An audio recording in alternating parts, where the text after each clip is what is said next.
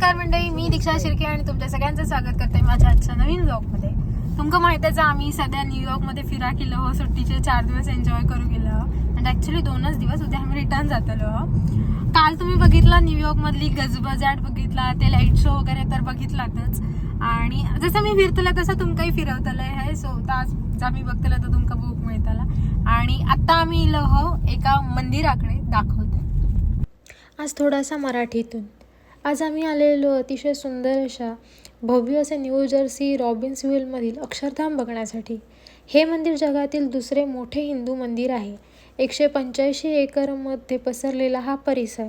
इकडे सगळ्यात महत्त्वाची गोष्ट म्हणजे शॉर्ट्स वेस्टर्न कपडे अलाउड नाहीत. ह्या मंदिराची कोणतीही प्रवेश फी नाही. हे मंदिर भगवान स्वामीनारायण यांना समर्पित केले आहे. 1792 मध्ये वयाच्या 11व्या वर्षी भगवान स्वामीनारायण यांनी बालयोगी निळकंठवर्णी म्हणून संपूर्ण भारतीय उपखंडात 8000 मैलांची तीर्थयात्रा केली. 7 वर्षाहून अधिक काळ त्याने हिमालयाच्या शिखरांवरून पूर्वेकडील धोकादायक जंगलांमधून भारताच्या दक्षिणेकडील टोकापर्यंत प्रवास केला. अखेरीस पश्चिम भारतात एकट्याने अनवाणी पायांनी आणि फक्त लंगोटी परिधान करून प्रवास केला. प्रवासादरम्यान त्यांनी केलेल्या प्रचंड तपस्यांचे प्रतिबिंब निळकंठवर्णीची ही कांस्य मूर्ती हातात प्रार्थनामणी घेऊन योगमुद्रेत एका पायावर उभी आहे. त्याच्या प्रवासादरम्यान त्यांनी हिमालयातील उंचावर असलेल्या मुक्तिनाथमध्ये काही महिने अल्प अन्न घेऊन या योगमुद्रामध्ये भक्ती अर्पण केली होती. त्याचे वर्णन तपोमूर्ती म्हणून केले जाते. या 49 फूट उंचीच्या प्रतिमेची स्थापना ही भगवानांच्या 49 वर्षांची श्रद्धांजली आहे. स्वामीनारायण यांचा पृथ्वीवरील प्रवास निळकंठवर्णी या त्यांच्या ऐतिहासिकदृष्ट्या अनोख्या आणि आध्यात्मिक प्रवासापर्यंत युगानुयुगे हिंदू धर्म समृद्ध केला आहे. स्वामीनारायण अक्षरधामचे प्रेरक परमपूज्य प्रमुख स्वामी महाराज यांनी या श्रद्धांजलीची कल्पना केली होती आणि महंत स्वामी महाराज यांनी 9 ऑक्टोबर 2021 रोजी या मूर्तीचा अभिषेक केला. निळकंठवर्णी यांनी प्रवासादरम्यान भेट दिलेली भारतातील तीर्थस्थळे: अयोध्या, जे निळकंठ यांचे घर होते; हरिद्वार, श्रीनगर, केदारनाथ, बद्रीनाथ, मानसरोवर, गंगोत्री, मुक्तिनाथ, कामाख्या, जगन्नाथपुरी, तिरुपती, मदुराई, रामेश्वरम, पद्मनाभ स्वामी, पंढरपूर, त्र्यंबकेश्वर, सोमनाथ आणि लोज. स्वामीनारायण अक्षरधामची कल्पना प्रमुख स्वामी महाराजांनी केली होती. ते भगवान स्वामीनारायण यांचे 5वे आध्यात्मिक उत्तराधिकारी आणि लाखो लोकांचे प्रेरक होते. त्यांनी USA मध्ये भव्य आध्यात्मिक परिसराची कल्पना केली होती, जी हजारो वर्षांची हिंदू संस्कृती आणि हिंदू वास्तुकला एकत्र करेल. अक्षरधामचे प्रेरक ते म्हणजे महंत स्वामी महाराज.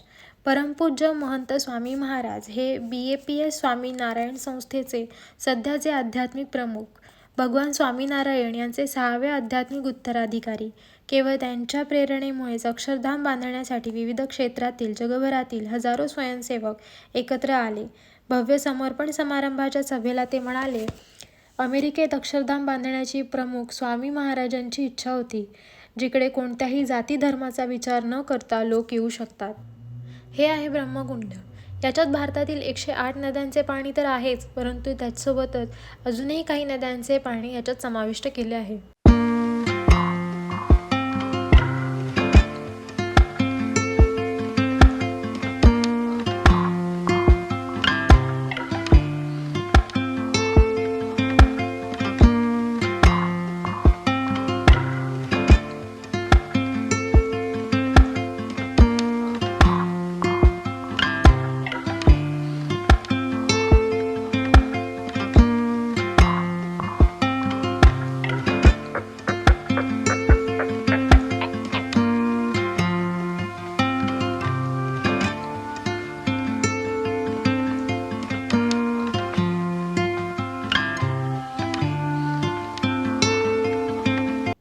अक्षरधामबद्दलची माहिती मी मराठीतून ह्यासाठी दिली कारण तिकडे जी काही माहिती माका मिळालेली ती सगळी माहिती मी मराठीत शब्द जसोच्या तसं अनुवाद केले आहे.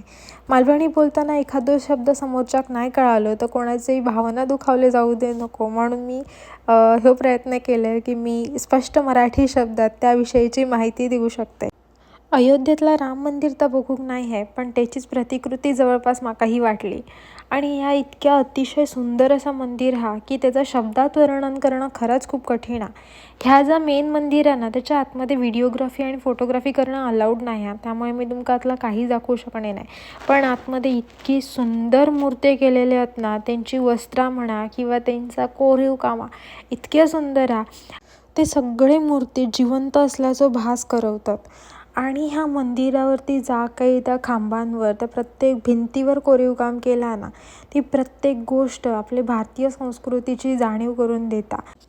इकडच्या पिलर्सवर जवळपास 10,000पेक्षा जास्तीच्या मूर्त्यांचा कोरीव काम केलेला आणि ह्या अर्थातच आपल्या भारतातून राजस्थानमधून इलेला ह्याच्यासाठीचे जे काही दगड लागले ते आणखीन कोणत्या कोणत्या देशातून घेतलेले आहेत, पण त्याच्यावरचा कोरीव काम ह्या भारतातून इलेला, त्यामुळे प्रत्येक गोष्टीवर प्रत्येक कणावर भारतीय संस्कृती दाखवलेली आहे. प्राणी असतील, पक्षी असतील किंवा देवदेवता असतील किंवा आपला संगीत असात, आपली नृत्यकला असात, ही प्रत्येक गोष्ट प्रत्येक हिंदू संस्कृती प्रत्येक भारतीय संस्कृती त्याच्यावर दाखवलेली आहे.